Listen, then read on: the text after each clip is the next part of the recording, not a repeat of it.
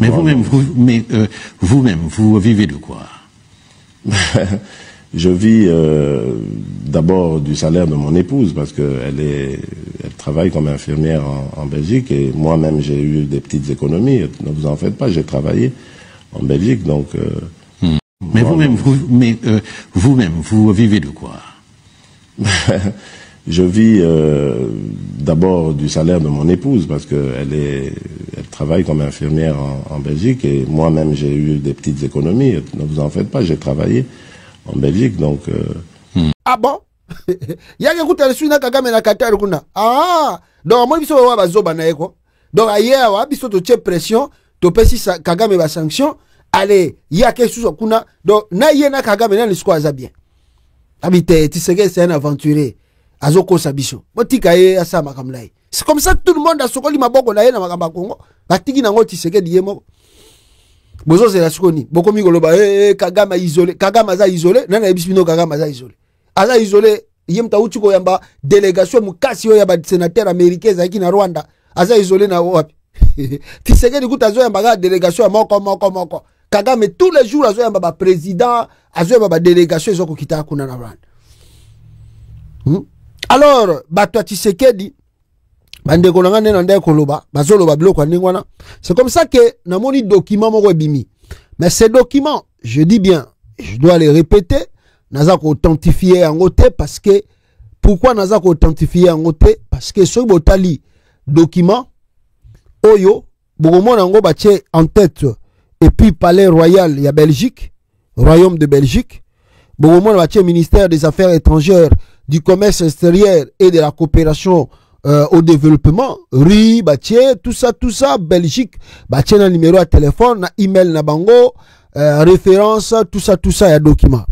Communiqué officiel portant sur la levée des sanctions contre la République du Rwanda. Alors, ils ont destination Paul Kagame, président du Rwanda, gouvernement du Rwanda, parlement du Rwanda, peuple de la République du Rwanda.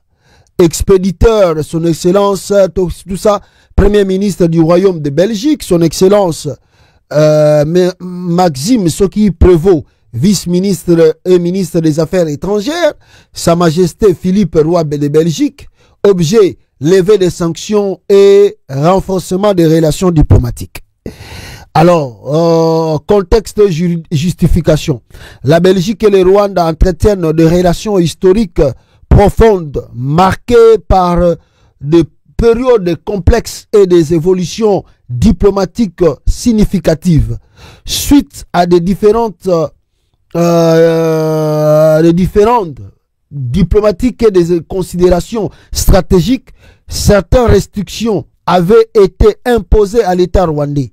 Cependant, après une évaluation approfondie des relations bilatérales et des stabilités régionales, la Belgique reconnaît les efforts remarquables du Rwanda dans la gouvernance, le développement et la coopération internationale.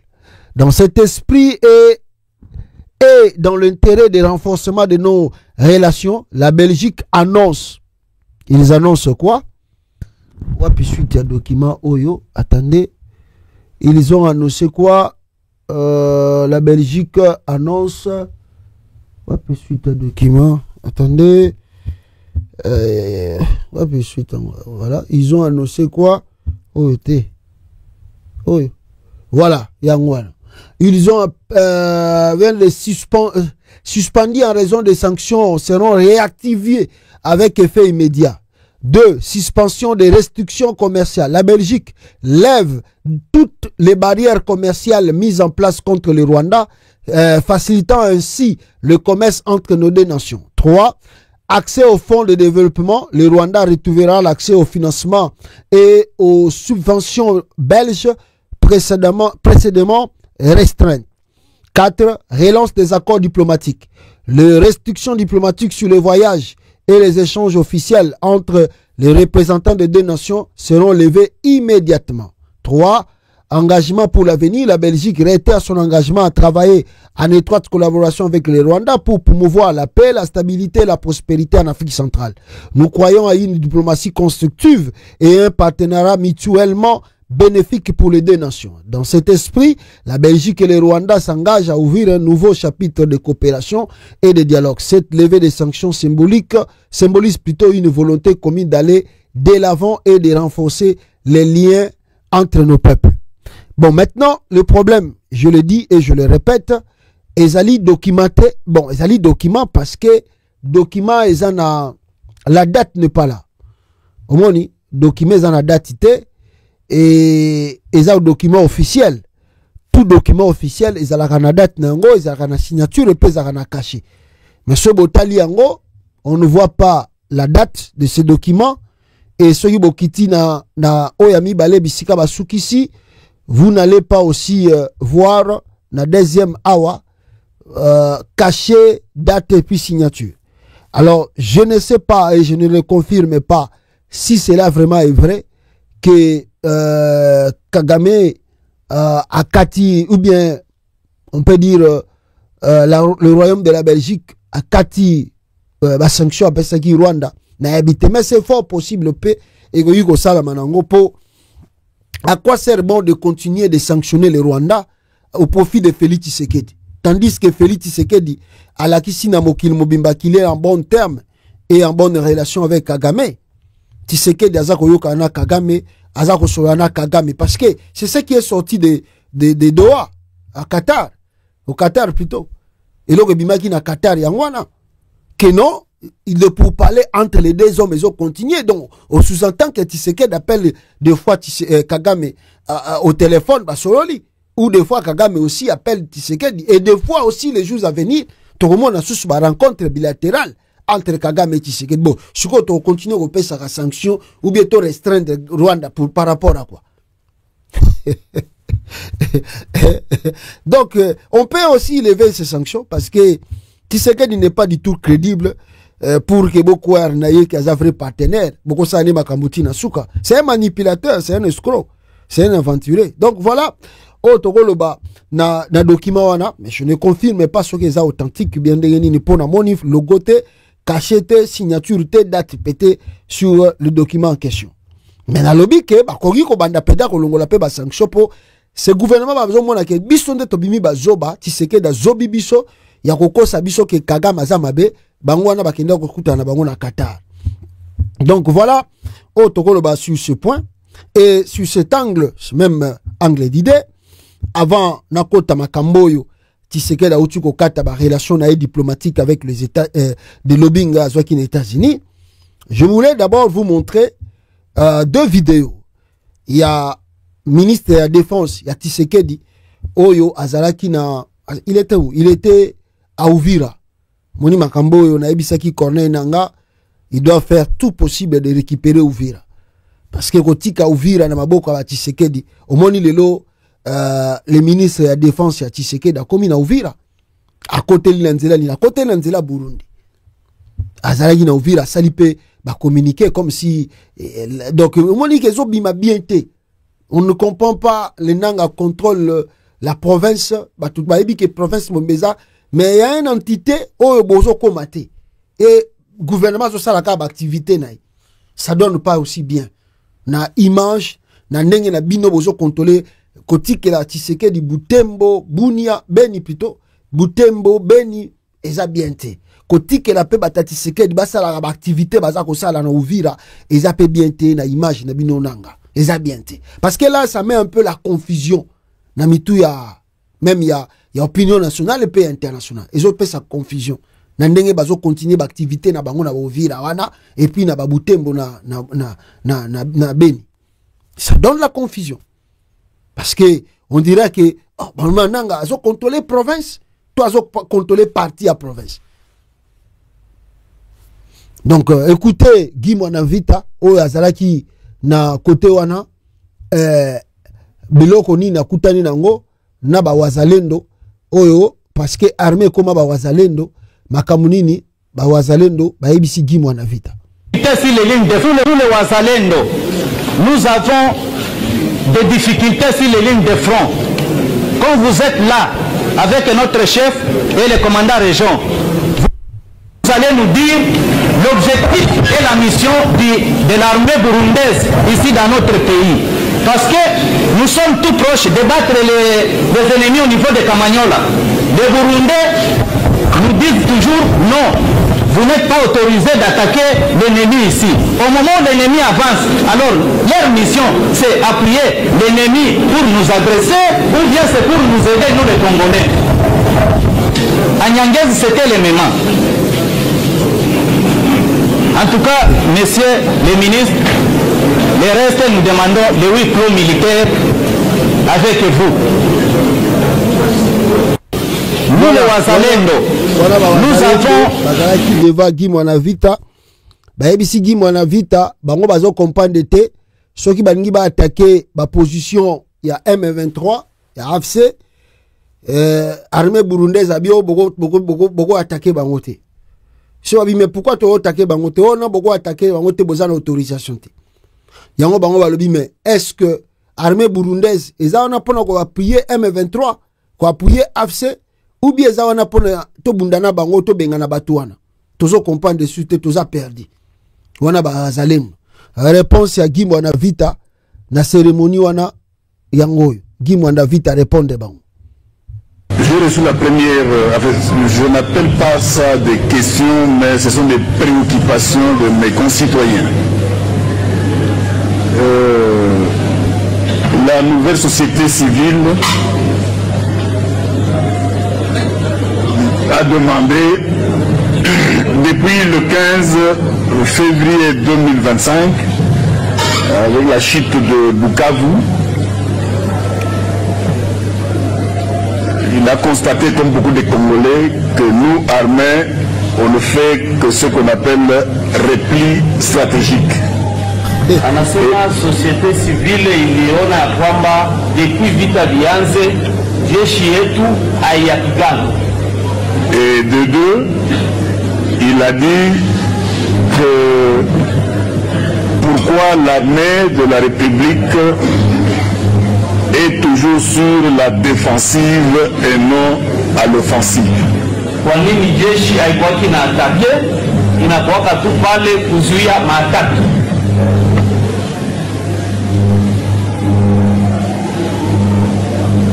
Le repli stratégique, c'est quelque chose que l'armée congolaise n'a pas inventé.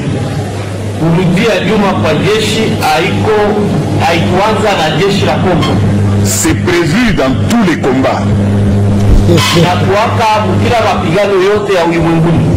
Toutes les armées du monde appliquent ça.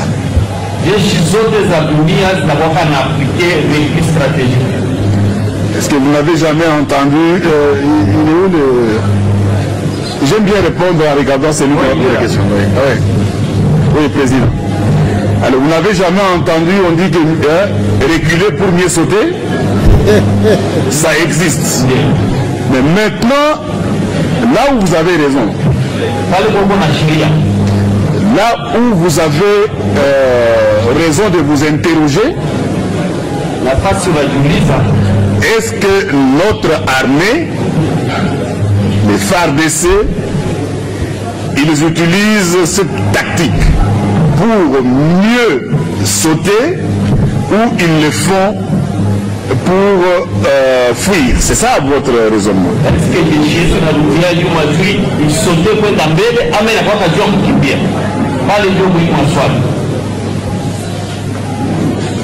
Vous étiez avec nous là où l'armée habite?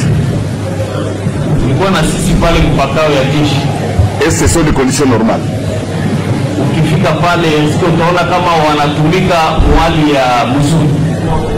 Mais qu'est-ce que vous attendez d'eux alors? Si on n'a pas donné tous les moyens, si on ne les a pas mis dans de bonnes conditions, vous voulez qu'ils fassent quoi?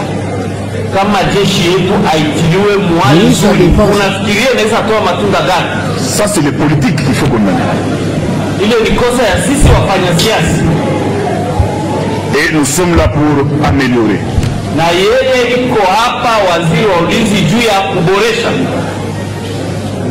Vous avez un nouveau commandant. Il va habiter où?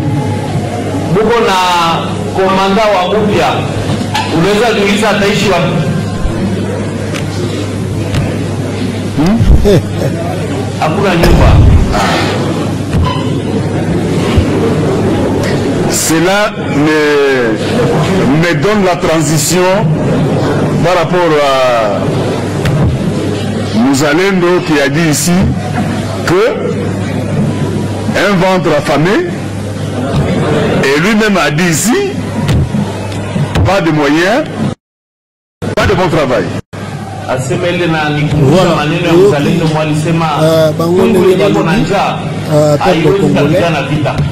Donc on est là pour mettre le FARDC dans des conditions normales de travail.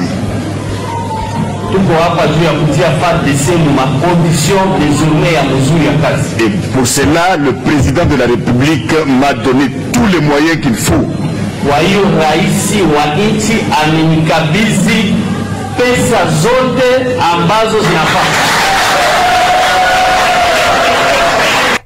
Voilà, c'était Guy Mwanavita, infirmier ya Tshisekedi, oyo anoma ministre ya défense azalaki na Uvira pona ko réconforter ba wazalendo o babandai déjà ko se plaindre balobi ke nani ayibi mbongo na bango, le monsieur là qu'on appelle Bitakwira ayibi 5 millions akaboli bango kaka $1,700 ya pamba. Alors bazalaki na colère ya Bitakwira, comme vous n'avez pas l'idée. Alors pour calmer les wazalendo, parce que bango gande batikali bato baza ko soutenir régime ya Tshisekedi, c'est comme ça Tshisekedi a délégué, a dépêché Guy Mwanavita là-bas rapidement, a rencontré bango, a calmé bango, a pesa bango mo bambongo mike mike pour que ba tombokate.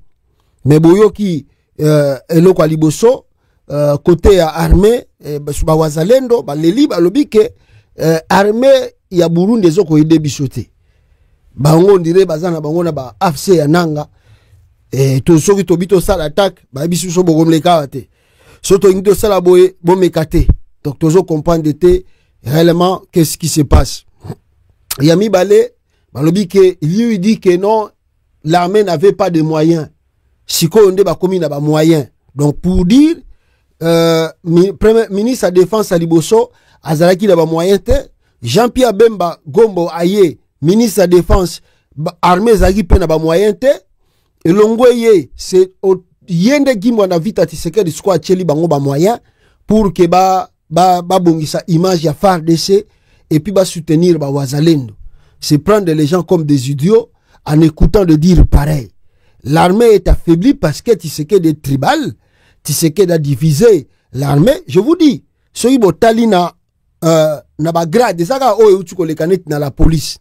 Oyo nommé moi suana baksie ba grade associé ba grade 4 mbalamoka commissaire général de brigade.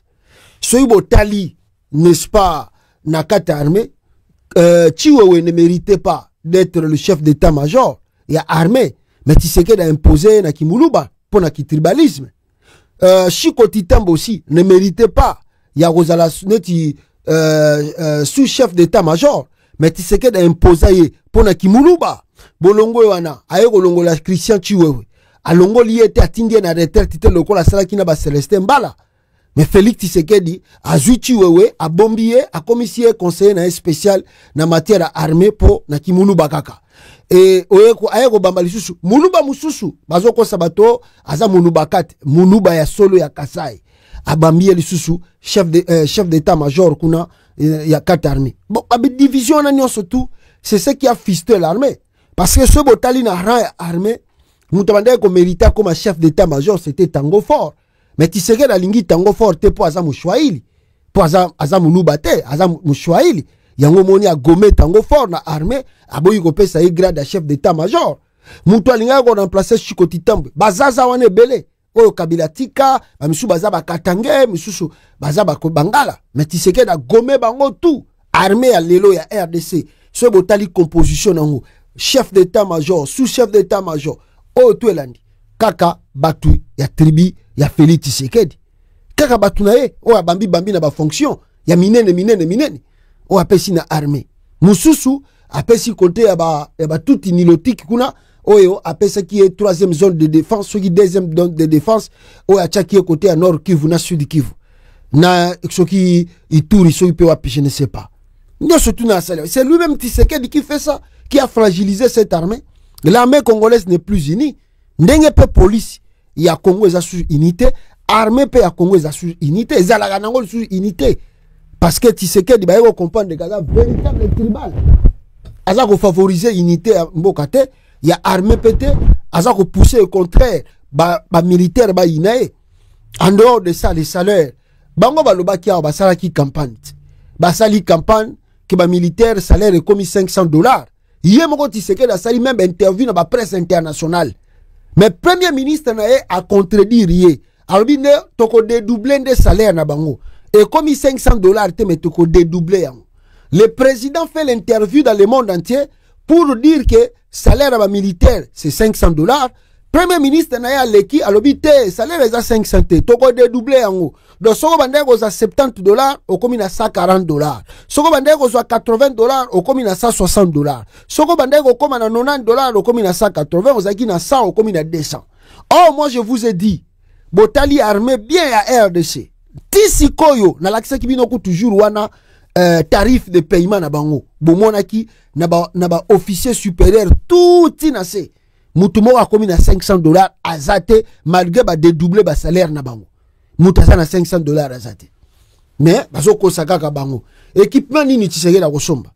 O pe basi basombi. Mbongo tu ba yibi basombe yango ata équipement te. Armée zali formé te, armée zali donc déséquilibré à kosaka na te. Bo remporter victoire ni. Oh, on recule pour mieux sauter. Kasi bo récupérer bo reculer bo ya ko sauter kasi total bino. Banda bunanganda bo banda ko reculer. Boko ko sauter te. Depuis bazwa bunanganda bo rekila. Boko ko sauter te. Lelo ba komi ba kangi ba ville mine lokola Bukavu, lokola Goma. Bozo baga bozo replier. Repli stratégique, reculer pour mieux sauter. Et ça stratégie oyo armée à Congo inventé te. Boza faible, faut reconnaître ça. Faut reconnaître que l'armée n'existe plus au Congo. À cause ya Tshisekedi, ya tribalisme nae, ya égoïsme nae. Avant-hier na utuko yebi sabino arake. N'est-ce il y a 2 ans, de 2022, Tito Kota début 2025, Tshisekedi a volé $722 millions. Oh, ils ont qui destiné à consommer ba munitions, ba armes, il y a repouillé armée, $722 millions détournés par Tshisekedi et les siens. Bon, on est qui a. Guy mon invite, moi voyage wana a outi ko sa no vira. So ba bisbino mbongo e bimi ko kamwa. C'est pas moins de $50 000. Pour Guy mon invite wana koma na Uvira, c'est pas moins de $50 000. Pas ça la mission wana. Otiga lukuta papa, bino moko boza miyibi boza ko déstabiliser mboka, mais bozo kansake bato bako ndima bino na ba aventure na bino. C'est comme ça que nous avons dit, parce que Nanga bisika zali kozwa aza ko maîtriser lobi na ebisa kibino Kadeko o ezala ki créé banque wana ezala ki créé, et puis à part cela baza ko restituer ba bien bato au gouvernement Kinshasa linga ka botola bazo zongisa bango ba biloko na bango. Il y a un témoignage ici depuis la libération du Nord Kivu par l'AFC-Bar M23, plusieurs familles remercient la libération. Le régime tribal et dictatorial de Félix Tshilombo prenait par force les terres des gens, dont 3 hectares de monsieur Biringiye à Sake, où Tshisekedi voulait construire la prison Munzenze. Enclos appartenant à monsieur Biringiye, décédé, mais ses enfants sont en vie et il se prépare pour rencontrer les dirigeants de la libération afin de leur remettre leur héritage confisqué à cause du mépris et discrimination du gouvernement de Félix Tshilombo. Batrout bazope sa témoignage na côté à Kivukuna biloko Tshisekedi abotola ki bango na série asala ki état d'urgence na gouverneur militaire nanga zoko zongisela bango biloko na bango moko na moko parce que baye pour na ko servir peuple et non pour na ko ravir biloko na bango na makasi ndenge ba fati beto bazo sala. Et la même chose ko la kisamutema mabe ya Tshisekedi awa, comme je disais na bande kunanga awa boyoka interview il y a Monseigneur Fulgence Muteba awa très bientôt, mais le manga ko la kisasu que les nanga doivent encore renforcer la sécurité parce que Moindo Nzangi ba utu ko pesanga 3 combo ya bato baza ko déstabiliser Nord Kivu et baza ko tinda ba kamikaze bakote la kabato, baboma kabato. Baza ko planifier batak à partir de Benina Butembo. Ezali na Moindo Nzangi, Julien Paluku et Juliette Mbambu Mugole. Bango misatouana. Moindo Nzangi, Julien Paluku et puis Juliette Mbambu Mugole. C'est eux qui organisent et financent des crimes à Goma pour les comptes de Tshisekedi. Bango ne bazo salam. Parce qu'ils veulent que les endroits là contrôlés par Nanga ils la déstabiliser, qui est l'insécurité. Comme ça, va le bakemon, bozo chamute ma pa Nanga. Est-ce que ça peut sécurité? Est-ce que bongi si Goma ngo, bo chamute ma bolongo la ye, bo sala ba marche, bo telemela ye. Aimez, s'il vous plaît. Aimez, partagez. To bandi ko mona bakamba ko katana. Elinge banda. Aimez, partagez, s'il vous plaît. Aimez. Balingi ba banda ko attaquer ba live na biso. Donc voilà. Peuple congolais, obo, sengeli bo retenir. Nanga vandisi ba zone libérée. Nanga zo contrôler yango, il y a la paix. Malgré que batak amike ya ba wazalendo. Voilà le pourquoi je dis à Nanga, vous devez faire le tout possible. Ya ko déloger Batwa Tshisekedi wana na Uvira, na Beni et puis na Butembo. Vous devez faire tout possible ya ko déloger bang. Donc pour que Bachabino Kimia, parce qu'il y a des attaques où ils allaient préparer. Par exemple, Guy Mwanavita Makambaye ko sala. Bilo ka lobi na bango to éviter. Lobi au moins na sous attaque musu seye sous ces bandits. Parce que Aolongo wana bogomo na ya ko na Butembo. Aolongo wana bogomo na ya ko na Beni. Ce qu'ils préparent, on ne sait pas. Donc il faut qu'on déloge bango le plus vite que possible. Donc, mawatro. Alors, comme on en parle ici, et tozolo bayango, boyebi ke basango bazako sala pacte social bazako tambola nanu partout de gauche à droite, babisika tout pour chercher la paix sociale, pour chercher pacte social, dialogue inclusif et salama et non le dialogue de Tshisekedi. C'est comme ça que nous venons de recevoir, n'est-ce pas, mes frères et sœurs, Bino Bozola Nanga Awa, l'interview de l'archevêque métropolitain de Lubumbashi, l'archevêque, n'est-ce pas, Monseigneur Fulgence Mouteba, Oyo a petit point de vue naïe par rapport il y a ma consultation ezako salama na Kinshasa. Est-ce que ko aboutir na paix, na social à bien, na kimia na mboka ezonga, intégrité nyoso tu ya payer zonga, toyoka Monseigneur Fulgence Mouteba à travers interview Oyo Makambo auti ko yebisa biso.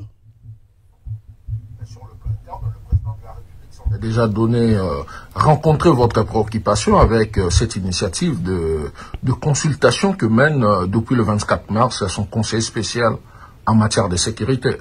Bien, ça c'est le point de vue du gouvernement. Nous ne sommes pas contre ça, mais nous pensons que le problème est plus fondamental que la constitution d'un gouvernement d'union nationale. Il y a d'autres problèmes qui restent à résoudre et c'est pour cela que notre initiative préconise une solution holistique. Il est possible, justement, qu'on puisse prendre un certain nombre de gens, les mettre dans un gouvernement qui va sans doute travailler pour trouver des solutions à une partie des problèmes. Mais je pense que il est important d'envisager, d'avoir une approche globalisante pour envisager une solution holistique. Et c'est ça notre perspective. Mais ça commence à faire un peu très long, votre démarche. Ça fait maintenant plusieurs semaines depuis que vous êtes dans des prises de contact ci et là. Effectivement, parce que nous, quand nous pensons à une initiative, elle est bien réfléchie. Il y a des préalables. Il faut d'abord écouter. Il faut réunir le consensus autour d'un certain nombre de questions. Il faut parler avec des partenaires au niveau interne et au niveau externe, parler avec des institutions au niveau du continent africain, au niveau de l'Union européenne, au niveau des Nations Unies. Ouais, mais là vous avez presque rencontré tout le monde. Il vous reste encore qui? Évidemment, je crois que nous irons en Afrique australe. Il est important que nous puissions avoir des garanties de la SADC pour que son implication puisse nous aider à résoudre un certain nombre de problèmes. Et vous espérez donc, après l'étape, dites-vous, de l'Afrique australe, rencontrer le président de la République. Qu'est-ce que vous attendez de Félix Tshisekedi après toute cette étape consultations. Oui, mais tout d'abord, ce qu'il faut souligner, c'est que, étant donné que c'est lui le président de la République, nous lui avons réservé la primeur de cette initiative, et au cours de l'entretien que nous avons eu, il nous a fixé rendez-vous, il nous a dit dans les 15 jours on devrait se voir, bon, maintenant avec tous les problèmes que nous connaissons, donc il faut d'abord que nous puissions honorer cet engagement. Et nous devons lui présenter les résultats de notre tournée, mi-parcours, et puis en même temps lui donner des garanties où nous voulons aller. Et il est important qu'il puisse s'impliquer parce que, après tout, avant de passer à l'étape sous-régionale, il est prévu, et ça c'est écrit noir sur blanc dans le guide de notre pacte, que nous devons le rencontrer. Et donc, le contact doit être permanent avec lui dans ce sens-là, parce que c'est un acteur incontournable. Donc, nous voulons qu'il puisse s'impliquer davantage, tel qu'il est en train de le faire, et puis bon, que nous puissions trouver des solutions. Voilà. Monseigneur Fulgence Moteba, l'archevêque métropolitain de Lumbashi, vient de nous éclairer par rapport à la démarche au Bazako Sala, au Tozako Benga, démarche pour chercher pacte social et salama nakati ya Congo, nakati ya RDC. Son interview au Bouchuko Yoka, Monseigneur Fulgence, un gouvernement d'union nationale ne résoudra pas tout en RDC. Boyoki angonyo surtout nenga lobby, batunye ba question sur leur parcours au Batamboli, États-Unis, bazongi, boyoki ba question à répondre na nyonso tout ba lobby na bango.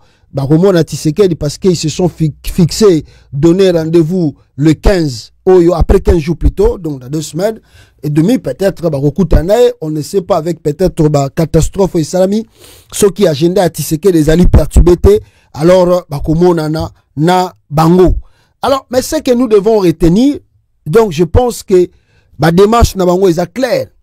Bazako se cachete, bazo bombelo ko mokote, bazali clair, bazako lakisa, et sika tozali pe sika nine sengeli tokende pour nato sauver RDC. Donc, c'est-à-dire, en même temps, on comprendre déjà, bazali ko désapprouver démarche tout Tshisekedi azako mené pour na kolobake, démarche yazako sala va ramener la paix et au son sa cohésion nationale.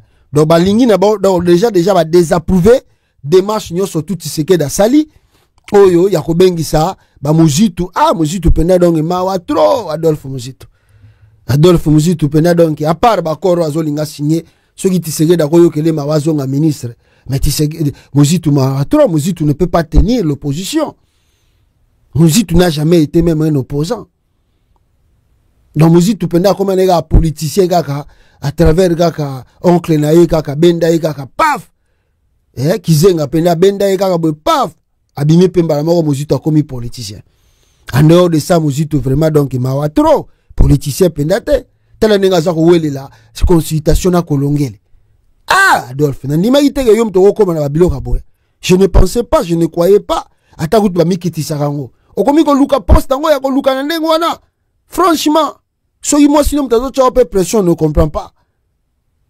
Encore moi sinon kuta na maman Marti tout le temps zo pesa ba cadeau. Kaka pozonga na gouvernement. Tala Muzitu nenga za ko se faire humilier na ba consultation ya kolongele. Mawatro basango déjà ba désapprouver yango. Bazali partenté na babilo ko wana Tshisekedi azosala. Donc soki bango baza déjà partenté, cela veut dire que nyonso to ezo leka wana e komema nango solution te. Bozo leksa na bino ya pamba. Batutu bazo kota na ba consultation wana donc bozo lexa à pamba donc eloko bozo sala bozo former de union et sacré élargi donc bo élargir réunion ya union sacrée donc ba membre bazala ki musika ba se rejoindre sur na union sacrée. En dehors de ça eloko ni ne malunga kuna Tshisekedi yebi il est conscient sortir un gouvernement après des consultations de Kolongele et ko sala eloko te et ko mema yebi sika mon côté aza conscient na yango Félix ayebi yemoko à moins que ndenge toza koyokela il a demandé à travers Qatar Tshisekedi asengaki ke batikela ye ata sali gouvernement na ye o azoko sala ba consultation bango batika ye akokenene na 2028 peut-être yango wana ke non botika ngana sala kaka 2028 je ne serai plus candidat alors bokosa makamuna bino mais botika ngana sala taba biloko na ngana zo sala na gouvernement na ngina bimisa peut-être na cadre wana on peut comprendre mais ce que ezali pena pour résoudre des crises auto vivre na Congo il y a rien dans tout ce monde ba kei wana boza ba aventurier boza pena bato baza même na moni na Boshab tala Boshab azalaki plusieurs fois ministre et même président Assemblée nationale sous Joseph Kabila. Boshab a commis le rôle à moi Mouki Azako Landa Tshisekedi Nassima. Appuyé même Tshisekedi a changé la constitution. Pour Agaba sa Mbongo. Boshab a zoko kende. Donc a zoko tourner de gauche à droite. Tozo comprendre te. Telango Ikasan. Jingo Ikasan Javandi na ye. Avandi na ye. Ataza ministre Tshisekedi te. Bon, Azoa ki soki député. Avandi na ye gana ki député na Avayi na ye. Mais Boshab a commis Kizengi accueilli députation nationale. Badodi ba betiye kara 12 pas Tshisekedi. Boshab a zoke à quelle consultation à Kolongeli. Ah non, c'est pas possible. Boshab a zana lar. Boka sete kazana mbongo, tazana mbongo. Nda kukutu asomba wana eza mbongo pa yiba na Seria Kabila. Meta nenga zako a commis le kona mwana akeko vana na sanzete. Alors c'est la Kolongela Yambaye. Vraiment, professeur ensuite, il est encore, Boshab est aussi professeur. Attends, ça à l'université. Mais Mbongo, toi, ça qu'on même dans l'université, n'a pas cours, bate kaka, ba syllabis, bate kaka. Et ils ont simba kaka te. Ils ont simba te. Ils ont pas si pour na Congo. Donc, le Kola Basango aussi, ba désapprouvé, ba démarche, c'est que dans ça là. Donc, il y aura rien là-bas. Mais, ngana ebisa kibino lobi awa basango ba lobi bazo continuer ba kokende na ba pays mususu ba mo ba yebi makamba bazo ko sala jusqu'à ce que ba koma na suka ya ba démarche na ba. Mais moi je vous ai dit et je continue d'insister alobaki na bino ke au moni démarche ya basango oyo ezo efficacité te pona nini parce que ba opposant na biso baza ya kolala bazo lala pongi trop. Moi je l'ai dit Nalobi Fayulu azola la pongi, Katumbi azola la pongi, c'est ça yaki awa na Washington, yekutu mtabanda ko sala moi quelques marches na Kinshasa, ba marche zo sala masusu te, on ne sait pas depuis ba interpella ki ba memie boy na bakangie le bache le boko na mukaba na pantalon bazo tombola c'est ça kendele c'est ça aboyi ko sala sous ba marche. On ne sait pas. Donc l'opposition ils ont là que ça même sous unité tenakata ya Kinshasa. Tshisekedi fait ce truc à sa manière, à bandi yango, c'est lui papa Tshisekedi azalaki. Kabila linga banda consultation oyo Tshisekedi aza d'accord nangote. Mais Tshisekedi a relancé ba marche. Tshisekedi a relancé ba marche. Mais tala depuis Kolongé la bandi ba démarche na ya opposition ya ba consultation. Qu'est-ce que l'opposition zo sale? Rien du tout. Rien du tout. À ta réunion, moko ya opposition, ezate. Basanga na balaksata na face à monde. Oui, l'opposition ezali ini. Biso Katumbi ngayoyo, bata Fayulu, bata nani, to sangani to lobi, to boycotté, communiqué final, to boycotté, dialogue à Tshisekedi parce que ça qu'on remplit ba critères ote, to za ko luka. Rien, baba ina bango. Chacun fait ses communiqués, ses déclarations à sa manière. On dirait baza divisé. Baza la divisé te. Boze la ga tant comme a permis l'élection. Bomo na bango subake ko vanda na table moko. Oh, to luka candidat unique. Ceux qui peuvent azuite, chacun pour soi, Dieu pour tous. Ceux qui ba yokani pe, dit la bien salami, Tshisekedi azumu tout moko na bango, tant mieux. Ceux qui pété, ba bandi suko lela lisusu. Oh non, ba respecter ba zirnité, dictature banini. Oh papa. Yangoyo bazo lukabino bo appuyer bakambo basango baza ko sala basango bakomi kutuko comme victime awa bazo signaler que monseigneur Richard Kazadi explique les sabotages des églises catholiques au même moment na côté kuna ya Katanga kuna Tshisekedi na ba taliban na ba force du progrès bakomi ko kende ko saboter l'église hein mais ba opposant ba vandi na bango donc c'est comme si tout va bien au Congo, tout va bien en RDC maintenant. Na habité so bazo zela nani ya ko yibisa bango ke bo sala ba marche na habité tanine bango bazo zela pour que ba banda ko sensibiliser bato. Écoutez mon seigneur jana minatoka kufunga paroisse ya Saint Pascal Balinga leo abana abata wakati na misi na siku nakuta kwa activité ya tano nafunga ile paroisse juu yake bali kufuru nyumbani bali kufuru mpaka kwenda kubeba hostia takatifu katika tabernane na kwenda naye mu Saint Pascal Bailon mwingi. Na hii zoezo inakuwa mingi mpaka jana ile Mruashi Lubumbashi baliba sanamu ya Mama Maria baliba kuipasula balitupa mu barabara mpaka ile jana ile Bushimai Bukasai baliingia mu paroisse moja banaiba sanamu ya Bikira Maria kukufuru ndugu wapenzi. Voilà, nataka kufanya maisha ya vitu viwili. Voilà. Ya kwanza bautu bazoko yiba biloko ya église catholique bazako saboter église catholique bazoko payer prix pour na démarche tout bazako sala. Mais les évêques catholiques, ils vont faire comment? Bango bazaba pasteur, ils se battent là, les démarches qu'ils font là, ce n'est pas de la blague. Bazo ça ba démarche à makasi pour na pacte social et salama. Siko bato bako comme ba président, eza Katumbi mutazoko luka comme président, ezali Fayulu mutazako linga comme président, ezali Sesanga mutazako linga comme président, ezali soki penani lisusu azo linga comme président. Siko yo par na bino ya responsabilité. Na bakambo yo tu basango bazako sala. Siko contribution na bino eza nini? Lelo contribution na bino eza nini?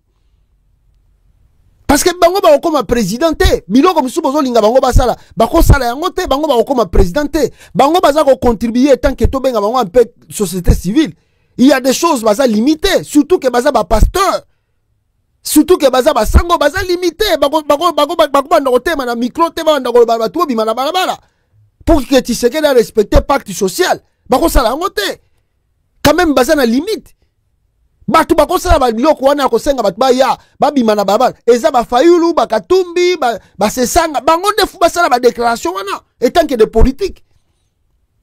Siko contribution na bino pour que pacte social est en vigueur ezanini lelo ezani tiseke da bandi consultation bolobi na bino pe lokote bosalika ka oh non tokokota te et silika bovani na bino basango pe kuna tiseke na zo semble un peu ko boudé ba biloko na bango bazo sala. Mais pour que la démarche à Sango ait valeur, mais bino peut faut bouger terrain. Nous ne pouvons bouger terrain. Comment depuis Tshisekedi a bandit deuxième mandat il n'y a pas trop de marche.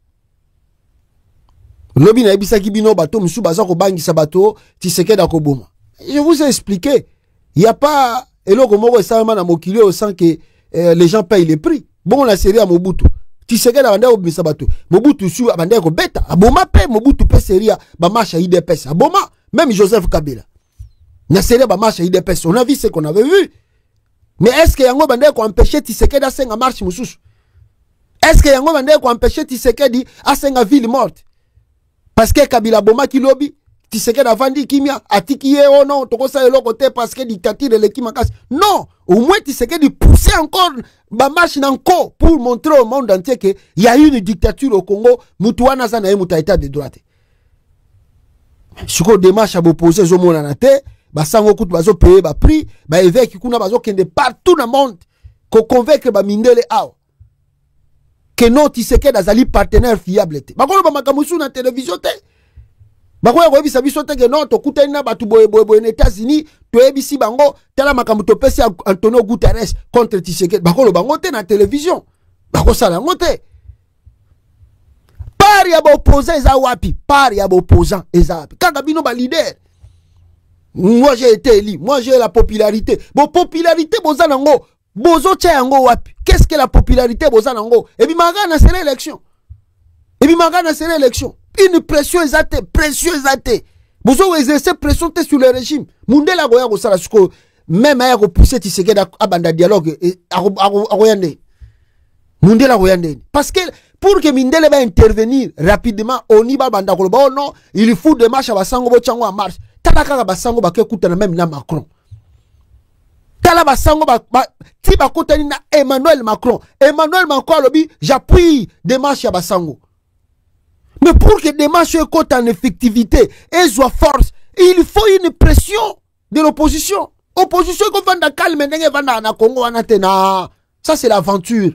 Opposition qu'on vende calme, n'enge vanda na Congo te. Opposition sali plus de 6 mois, bah sali marchité.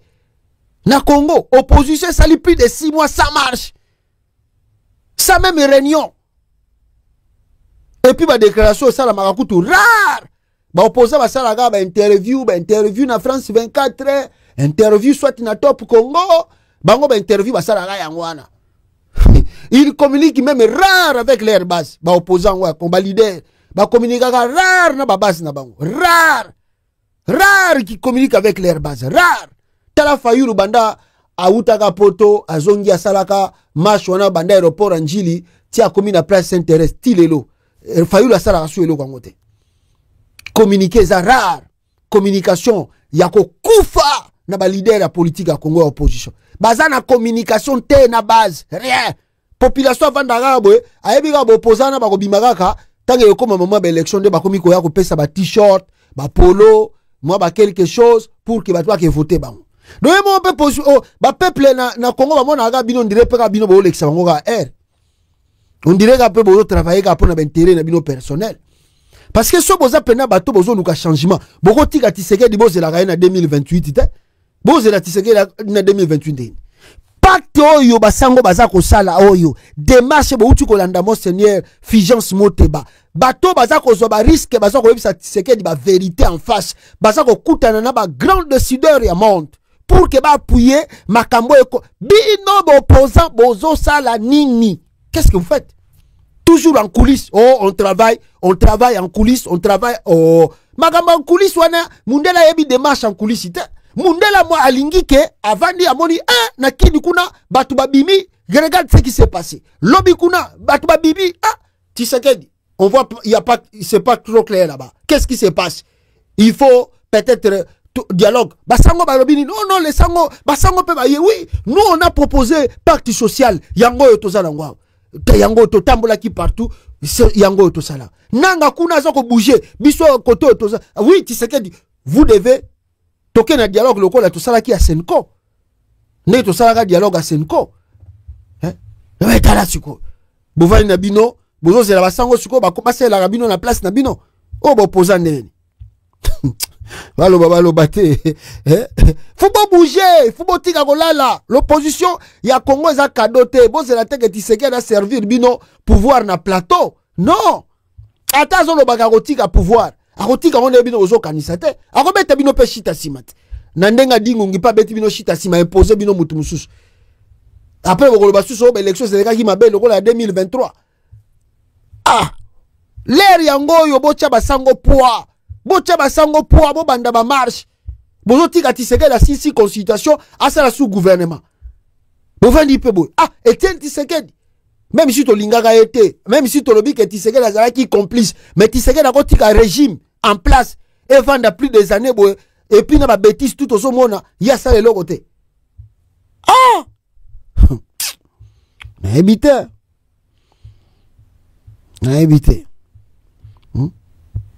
Donc on dirait moko bozo ko accompagner na bino régime ango. I don't know.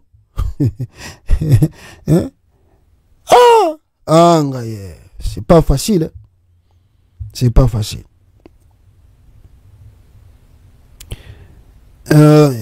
Batine nga vidéo moko babi Moïse Katumbi alobi so ina problème d'inondation. Bon ma inondation si to leki ango, suko to komi na moment, il faut que Tshisekedi pression pour que Tshisekedi anima dialogue à Basango. Pour c'est le dialogue que nous attendons.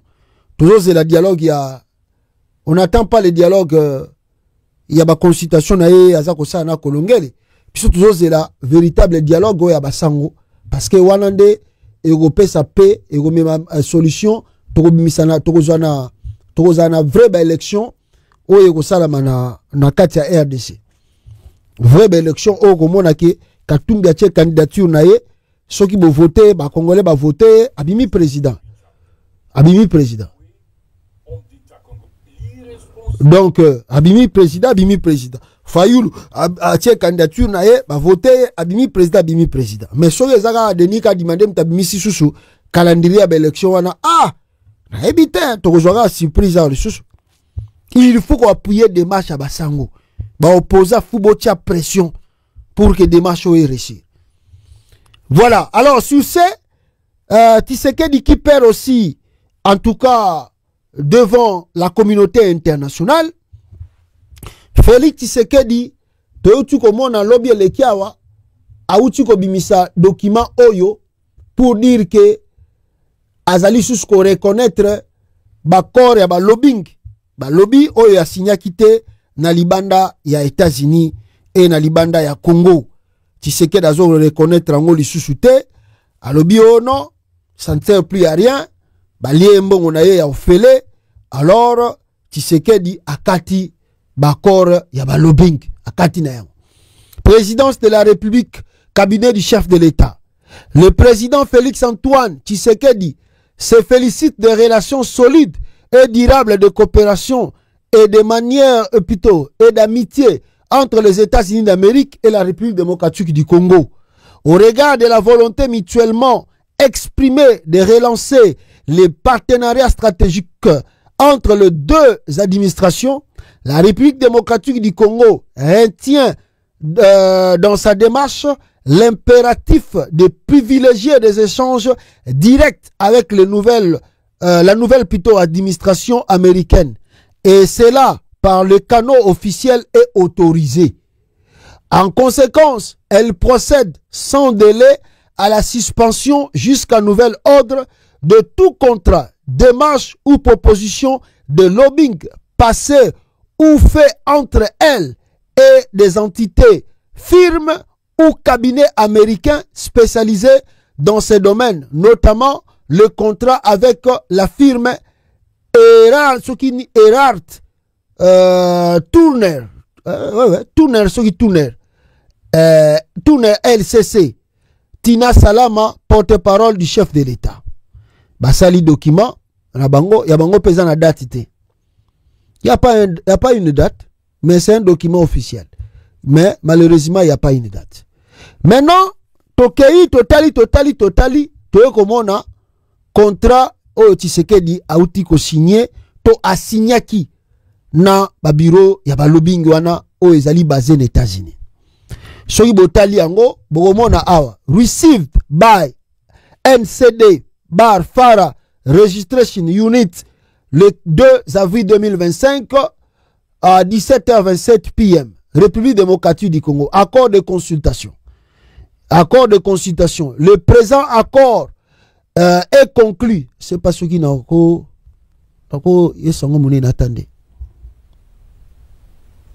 Voilà. Je ne sais pas si vous allez voir. L'équipe Mounene Makasi. Attendez, je diminue un peu. Voilà. Est-ce que ça va? L'équipe Mounene Makasi. On diminue Soumandambo. Voilà. On laisse ça comme ça. Alors, qu'est-ce qui est écrit dans l'accord? On dit le présent accord est conclu et entre en vigueur à compter du 4 mars 2025. Tshisekedi a signé qui contrat na bureau à Lubingwana le 4 mars. Donc ça fait déjà un mois et 2-3 jours comme ça que l'accord est en vigueur. Alors partie 1, client, la République démocratique du Congo, ici prise et agissant par le conseil spécial du chef de l'État en matière de sécurité, donc Kolongele, dont les bureaux sont situés à Kinshasa sur l'avenue de l'unité africaine Mongaliema, commune de Ngaliema. Consultant Eran Turner LLC, une société dûment enregistrée dans le Wyoming et Washington DC, dont l'adresse et PC numéro na bango adresse Washington DC, tous États-Unis. Portée de services. Le consultant fournira aux clients des services de relations gouvernementales et de lobbying incluant sans s'y limiter la représentation auprès du Congrès des États-Unis de l'exécutif et d'autres agences gouvernementales. 2. Le soutien à communication stratégique et en affaires publiques. 3. La recherche et l'analyse de politiques relatives aux questions de sécurité nationale. Durée il y a accord, signaki. Le présent accord prendra effet dès sa signature et des réceptions par les consultants des honoraires pour les services tels que définis ci-dessus. La durée du présent accord sera de 6 mois à compter de sa prise de fait, sauf prorogation par le parti ou résiliation anticipée conformément aux dispositions des parties, plutôt des présentes. Oh, partie des présentes, je crois. 4. Rémunération. En contrepartie des services fournis, le client, Tshisekedi, s'engage à verser aux consultants des honoraires de 5 millions de dollars américains dès la signature du présent accord, les honoraires pour service. Donc, Toloba, Tamba signaki accord wana le 4 mars, Tshisekedi a versé 5 millions de dollars. Ces honoraires incluent plutôt à la discrétion du consultant tous les coûts encourus, ainsi que tous les fournisseurs ou prestateurs de services engagés par le consultant pour l'exécution de ces services en vertu du présent accord. Le client ne sera pas tenu de payer des sommes supplémentives pendant la durée du présent accord. Donc, pendant accord, sur le DSI, 5 millions, ata basali ba démarche mususu, ba ko futa lisusu mbongote. Voilà l'accord. Absence de garantie de réussite. Aucune disposition. 5. Aucune disposition du présent accord, ni aucune communication passée ou future ne sera constituée une garantie de succès pour cet effort. Bien que le consultant déploie ce meilleur effort conformément aux normes professionnelles, il ne peut et ne garantira pas un résultat positif.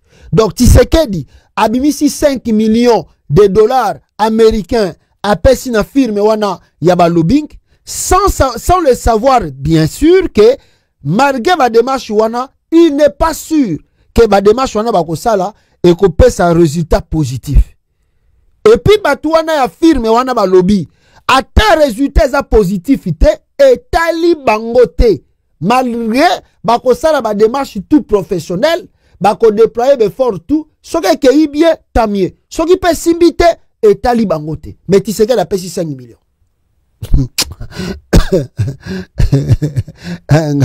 6. Toutefois, le consultant s'engage à ne pas défendre des intérêts opposés à ceux du client dans le cadre de prestations liées à la présente mission. 6. Conformité aux lois. Le consultant se conformera à toutes les lois américaines appliquant, y compris le Foreign Agent Registration en États-Unis. Donc, dossier où est États-Unis, RDC. Alors, tala, enregistrer en pour l'Amérique, il faut, na ba loi américain, ola kisamakambuto, ozoko sala, nambongo tout bazako pesa bino. Bache ba statut, babiloko tout, le deux parties conviennent de préserver la confidentialité de toutes les informations sensibles et exclusives échangées dans le cadre du présent accord. Donc, nous surtout bako solo là, il faut tikala na cadre ACK. Intégralité, tout ça, firme wana basinyaki wana, batindeli peli Tshisekedi, firme wana yangwana. O batindela ki Tshisekedi. Et puis, conçu en anglais, partie monsieur ezaki na français, et puis partie monsieur na anglais. Donc batindaki version française, et puis version anglaise. Voilà le pourquoi. Vous avez vu le communiqué du président, de la présidence congolaise, et bimakipe na français, basalango na deux formes, anglais et puis français. Pona kolubake, batie croix na ba accord bayokaki. Mais selon l'accord qu'ils avaient signé, l'accord était de 6 mois. Bon, 6 mois, et s'il était pour accord de signement qui na mars, donc ce que c'est qui accord ici là, et il y a aussi là dans le mois de septembre, que l'accord allait prendre fin. Dans le mois de septembre. Mais tu sais que d'accord tiango brusquement. Bon, on a évité na moni côté mo na point moko wana balobi que ça peut y arriver que accord et katani nambala moko bien et katami selon ma partie prenante d'accord bah sengi yango katana peut-être je ne sais pas mais moi je sais que les accords c'est les accords ce boyo kanina batuke boko sala 6 mois pour tu sais que dit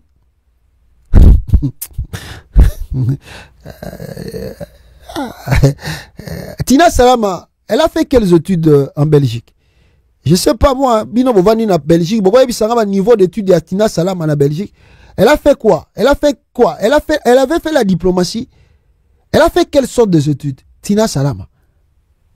Bon, tout autour de Tshisekedi à la présidence. Tshisekedi a qui comme diplomate? Na présidence wana ya Félix. Diplomate de carrière.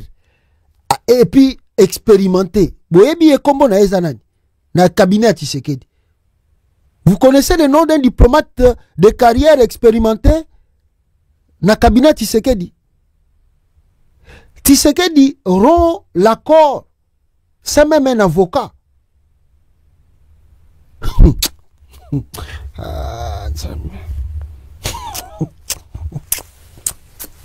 On est foutis. Le Congo est foutu vraiment dans la merde. Je vous assure. Les présidents verront un accord comme ça. Ils auront un accord en envoyant son porte-parole. Ça la communiquer, communiquer na bango, interpréter en anglais, na page na bango to kati bakor. Sans même des avocats.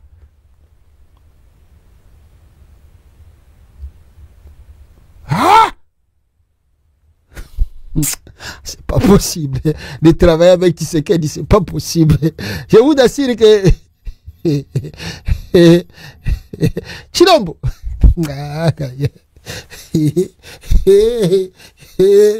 Tshisekedi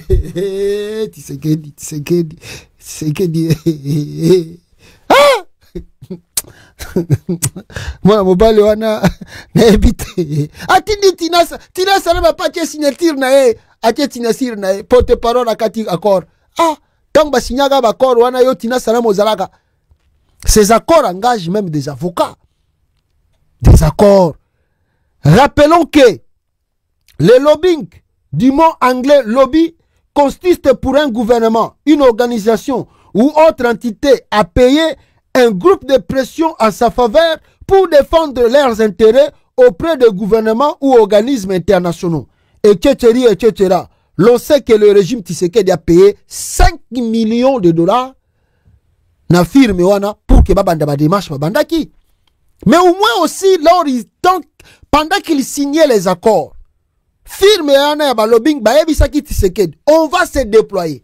Mais nous ne te donnons pas de garantie que démarche tozoko sala et que simba to et que simba te. On ne te donne pas que réponse te positive, mais on va se déployer. Au moins ils étaient clairs lors de la signature des accords. Mais ce qui me retient ici, pourquoi Tshisekedi rompt les accords un mois pamba basali accord wana?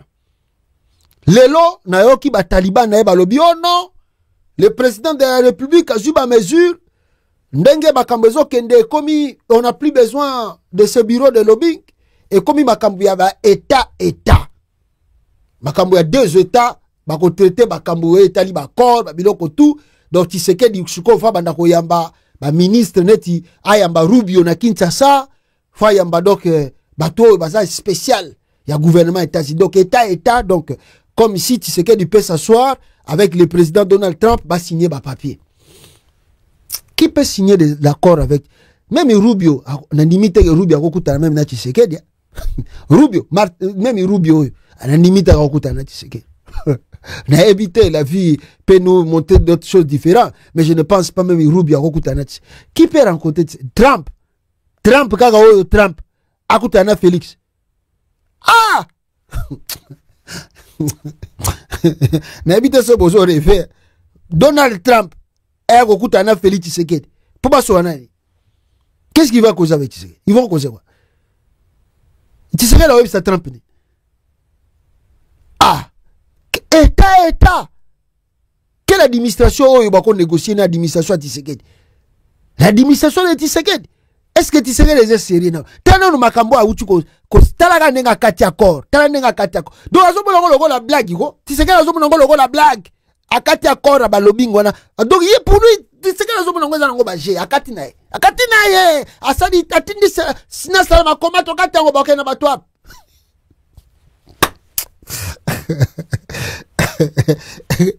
Ah, Kabila na ebitelo oni etinda ki ocha Tshisekedi président. Akati accord, avani na ye, akati na accord. Avani na ye. Après vous avez administration ya Trump, a ko signer accord na bino. Bino moko bo signer accord na ba lobbying. Boyo kanaki 6 mois. Et ça li kaka 1 mois bo kati accord. Après bo linga administration ya président Trump, a ko fana na bino na table signer ba accord na bino. Bosaka na bato. Bosaka na bato. Accord à 6 mois, bokati na 1 mois. Bon, je sais pas. Est-ce qu'ils ont déjà versé pour. Balobaki que avant le lobbying bandako sala, il faut pas verser déjà 5 millions. Est-ce que va payer 5 millions wana? C'est ça maintenant la question qu'il faut se poser. Est-ce que tu sais que va payer 5 millions wana? Mais pourquoi Kati encore en brusquement comme ça? Et là, on est sali kakata en brusquement. Ce côté mozindo, c'est une déception. Tu sais qu'il vient d'être dessus. À déci. Objectif avant d'aller Luka. Plan à surtout à Tchaki pour que va sanctionner Kagame échoué. Il oublie que Félix oublie que yendem takende ko kutana na Kagame na au Qatar. Yendem ta changer va donner tout. Mais alinga lo ba o balobi ngo pe bazo sala rien, mbongo ngo pe bazo zo ya pamba, banini tout ça. Aboka taka accord ngo to vana na biso. Il oublie que c'est lui qui est le fautif. Il est dessus. Plan-toi Tchaki na marche pour ba sanctionner Kagame et Simbite. Plan-toi Tchaki na marche pour que baya ko maîtriser Corneille Nanga et Simbite. L'administration américaine a pris son temps d'étudier qu'est-ce qui se passe au Congo. Ils vont pas se prester. D'abord, il faut reconnaître que Donald Trump est au pouvoir. Il y a cela que 2 mois qu'il est au pouvoir. Quand on a 2 mois, donc face à précipitation, c'est l'homme à Kamba Congo. Tu ne donnes même pas le temps. Dans 2 mois, tu veux que l'administration américaine assiste à Makamba Congo. Non, ils doivent d'abord prendre le temps. Ils vont pas venir seulement agiter comme ça. Yango moni batinde même envoyé spécial parce que baza ko étudier qu'est-ce que nous pouvons prendre comme solution efficace. Déception totale, Makambuto Tchaki espoir échoué. Alors tu serais dans le lobby, ça sert à rien, na continuer ko pesa ba lobby ngo mbongo. Allez, na kati yango, na kati na ngango, na kati yango. Azu déception, échec total. Mais entre-temps, bino ba Congolais bozo luka mbongo eza na RDCT, mais bo utu ko mona ke Tshisekedi pona ba intérêt na égoïste personnel, a oumela na pouvoir, a changé constitution parce que c'est ça c'est son plan, a changé constitution à Congo, a tika na pouvoir pona ta ebele, a zo marché a dila ba minéré, a sala bitumba ba pese binduki, a benga na Corneille Nanga, Tshisekedi abimisi na caisse à l'état 5 millions de dollars américains. A pesi ba bureau à lobbying. Nabamboko Izali à sérieux, impeachment et bandit contre le président. Soulèvement populaire pour le président de dépenser mbongo. Ce commissaire ça mbongo là, il a eu 5 millions. On a trésor public. Il faut expliquer à tout le monde qu'il a 5 millions. Maintenant na Congo. Et on les canons comme si rien n'était. Donc le Congo comme il a bien privé à la mouki na tonga bimisi 5 millions. Ba décevoir rien. A tia pression, 1 mois pamba balobi basali mwa mouké a kati contrat. Mais contrat fallait que s'il en a septembre, yo aussi li sango na avril ndengeni. Mais au moins c'est aussi bien pour la communauté internationale parce que vous devez savoir à part lobbying aux États-Unis, mais lobbying peut ça l'Amérique na Europe ba député autour de Europe au moni bande ko tia makele lawa pour que Tshisekedi ba sanctionner Rwanda. Bazolo balisus, pourquoi? À part Makamba Qatar. Mais Fouboye balisus le Komoko, pourquoi bazolo bate? Pourquoi ba pays na bango zo sanctionner? Il faut boye que Tshisekedi a déployé Kimbongo partout. Il a acheté des lobbying partout, même en Europe. Mais ba député on tout banda ko tia makele na Europe wana. Bazui ba mbongo te. Et outi Congo. Vous croyez que banda ko le baga po balingi RDC? Non, ils ont reçu l'argent du Congo. Ya ba lobbying oh Tshisekedi ande ko luka. Ba bureau ba lobbying et travail ka ndenge nini. Na ba député ba travail ka ndenge nini. Ba travail ka na ba bureau na bango ya ba lobbying bazana bango.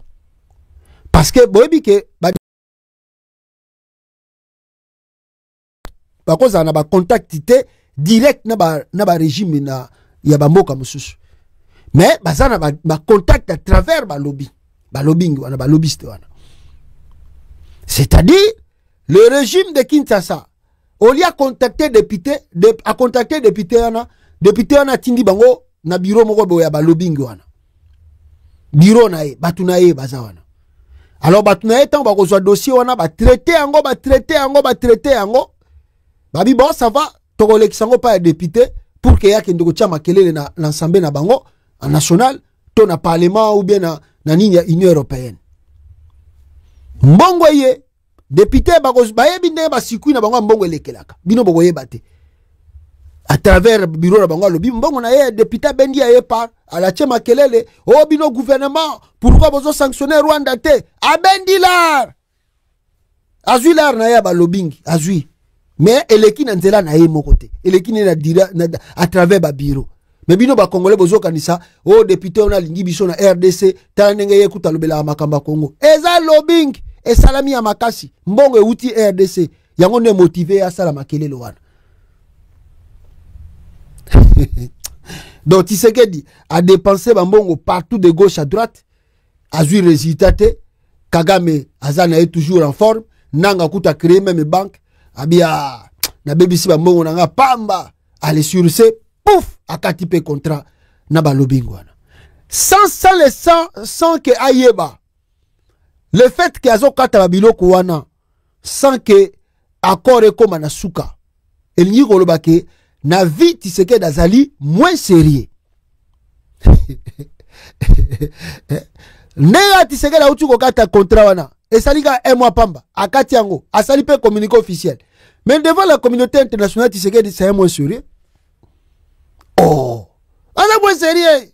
Makambutu Kagame ebisaka bango, Angola ebisi bango, Nanga ebisi bango, Kabila ebisa bango abi, mutu wana bochela ye confiance te. C'était moins sérieux, boko signé na ye papier te, bomo na peke a comité na suka engagement boyokani. Boko sala na ye accord te, bomo na ke accord wana komi na suka pe simbi. Rien. Ako kata yango, ako wangana, ako lobabino nde boza ba fautif yaza na raison. Tant que tu vas sabino bochaki biso tembi. Siko bomoni preuve, ye moko kende ko zo bureau ba lobbying na États-Unis. Asaliga un mois kati yango, po ani na kati yango. Mais l'accord ezaki à 6 mois. Soka boya ki ko renouveler fala c'est la 6 mois si là. Pourquoi kati yango na mois na un mois pam? Il est comme ça, ayoka kate, a respecte rien, moins sérieux, un escroc, un aventurier, un menteur et manipulateur. Lelo kaka nenga kati accord wana na ba bureau ba lobbying wana. Tshisekedi babi oyo ça sert à rien. Et puis mutabonda lolinga basala tête à tête na Trump. Are you crazy? Ba Nigérien. Are you crazy? Yo kuta na Trump na ba aventure na bino wana. Tshisekedi na monde entier lelo ba confirmer que Tshisekedi aza moins sérieux. Aza mutoko sengine papier te. Aza mutu boko sa un engagement te accord te. C'est un aventurier pire et simple. Et ajouter à cela na ebite na terme bakor tout menga na ebike il y a des pénalités. Ce qui normalement va yokana ki 5 millions. Est-ce que Tshisekedi a futa ki du coup 5 millions wana? Ou bien pesa ki parti en bongo etikali peut-être bande ko verser ngo au fil du temps. Pour ce qui ma pesa ki nyonso firme wana koloba bino nde bokati biso to kati na biso contraté. Donc tozu 5 millions na biso to vai na biso etali biso te le reste wana. Mais ce qui va pesa ki 5 millions wana te nyonso to nde ba yokanaki. Tshisekedi a kati contrat. Je crois qu'il y a des pénalités que Tshisekedi doit payer. Parce que yoko ya ko signer accord na biso te et que to yokanaki 6 mois biso to za ko se déployer pour la minute peut-être bureau wana ezotinda batu na bango quelque part basala ba démarche. To yebite ne bazoko sala. peut-être bazo bimisa mbongo bazo zela ke Kinshasa fa pesa bango mbongo siko Tshisekedi boyi ko pesa mbongo ale a sauter premier abimi lisusu yanke akati accord ou bien batouana babanda ki déjà ba démarche Tshisekedi a moni ke démarche wana ke positivité au lieu pesa mbongo akati ba accord. Donc ça veut dire que alinga lekisa bango ke yasa yanke mais sans le savoir qu'il doit payer les prix, il doit payer des pénalités. Il y a nenga kati a rompre accord. Il y a un bureau à Lobingo, il faut payer prix. Et surtout, ils sont en Bokanini. Surtout, ils sont aux États-Unis d'Amérique. Ils sont en Europe peut-être, mais ils sont aux États-Unis d'Amérique. Loba qui est bon, pesa qui bango mbongo na bango, bo silani na ndenga calme, ba ça va, bino moko okati, so peut va na biso. Mais prochainement, soko luki bango ba ça sous accord na yote. Et puis à travers bango, nenga okati, boya ko luka sous bureau à Lobing les États-Unis ba pouyer Tshisekedi so ba osala. Parce que bolakisi ke boza mino ba aventurer. Mais en dehors de ça, makamba ba pénalité na zoloba. Soki Tshisekedi a meki ko futa ba pénalité na bango te. Bureau wana bo signer na bango ba accord. Zela. Bombo na ndenge ba ko détruire Tshisekedi en États-Unis d'Amérique. Soki bo lobake bo yokana bo futa ba mbongo na bango ndenge bo yokani bo futa pe ba pénalité wana tout bo futa. Soki bo futite ba bureau ba lobbying wana bako détruire l'image à Tshisekedi dans le monde, surtout les États-Unis. Vous n'allez pas croire. Bino bo sa na américain, surtout ceux qui ici ba s'engager qui, ba sali ba démarche, oh to mona ki ba document moko be bimaki. Ba ku ba tindi ku to biloko tipa ya Rubio. Et que ceux qui Tshisekedi a versé ki mbongo d'accord. Que ba zumbongo na bango, bo kati contrat mitali bino wana ba vandi. Mais ndenge na zomo no ndire ndeti Tshisekedi na pesi bango mbongo te. Mais à sauter premier à Kati Bako sans qu'il y a versé bon. Soki kaka Tshisekedi a sali makamu nenge anko yaki yanki. Zela. Bogomo na retourne angwa. Bozela. Vous jouez avec les Américains. Bogomo na retourne angwa. Bako détruire Tshisekedi. Vous allez pas croire. Voilà. Nga pachi beton. Ah, Tshisekedi. Papa.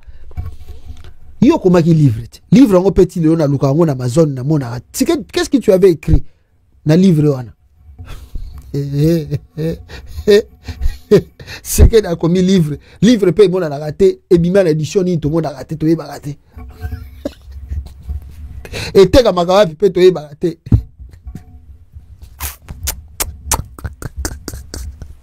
Ah, c'est que papa. Yo Betty 7 ans, tu ne lis pas. Tshisekedi autant raté. Hein? Kabila yawa Kabila lobaka français te. Kabila yawa Kabila anglais mobulu. Tala Kabila beti soki comme il est na pouvoir, comment il a si maîtrisé la politique. Atangi. Yo 7 ans. François lobaka wana pamba. Tshisekedi autant raté. Aluka Barbara kana mite Tshisekedi autant ba livre. Tshisekedi aluka Barbara kana mite Tina Salama kutu yoka kisa zuizemi ya 4 mois aluka bango te yake tanga livre. Yo saka na bakore et puis ozo kata accord sans avocat au lieu que baloba avocat ya présidence avocat ya République démocratique du Congo et ko kata bakor non et Tina Salama nda kati bakor avocat kutu te. Oh, avocat ya République ite Metina Salama akati accord. Pino ne bite bo sika bo uta. Tshisekedi bo uta. Tala ba ventile. Et puis ba signer ba accord wana. Tshisekedi a signé ba accord qui engage le pays na bureau sans même avocat, sans même les avocats. Mais ce monsieur c'est un aventurier.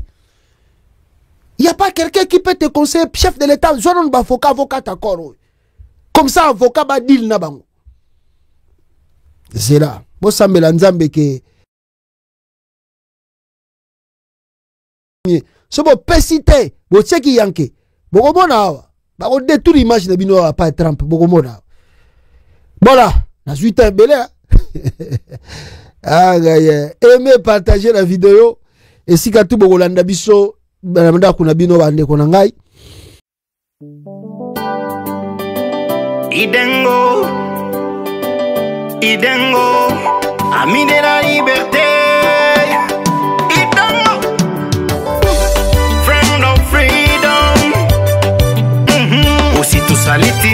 maisha ni moja bro, sote ni wananchi, pesa ifanye maisha bro. L'argent n'a jamais fait la vie, oh oh, l'argent est fait par la vie. L'argent n'a jamais fait la vie, oh oh, l'argent est fait par la vie. Ma accord zinabeba inji, votre président croit toujours au mensonge. Wana inji tunafungana dans des prisons construites par les étrangers. Ma accord zinabeba inji, votre président croit toujours au mensonge. Wana inji tunafungana dans des prisons construites par les étrangers. Toza ba yuma oh yuma oh yuma oh yuma. Toza ba yuma oh yuma oh yuma oh yuma. Président Zoba Zoba oh Zoba oh Zoba. Population yuma yuma oh yuma oh yuma. Président Zoba Zoba oh Zoba oh Zoba. Population yuma yuma oh yuma oh yuma.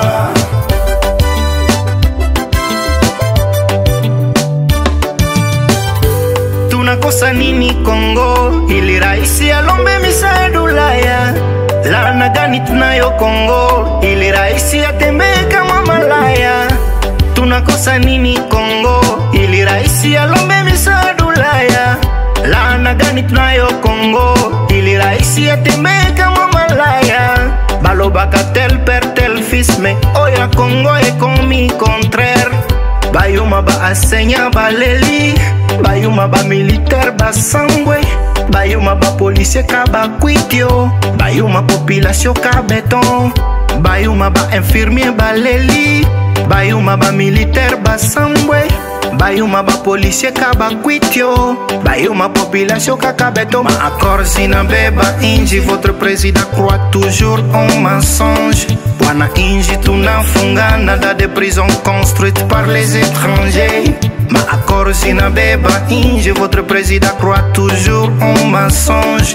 Wana inji tunafungana dans des prisons construites par les étrangers. Toza ba yuma oh yuma oh yuma oh yuma. Toza ba yuma oh yuma oh yuma oh yuma. Président Zoba Zoba oh Zoba oh Zoba. Population yuma yuma oh yuma oh yuma. Président Zoba Zoba oh Zoba oh Zoba. Population yuma yuma oh yuma oh yuma. Yuma shanjaka me Zoba tikala kaka Zoba elobama na bakonko. Freedom.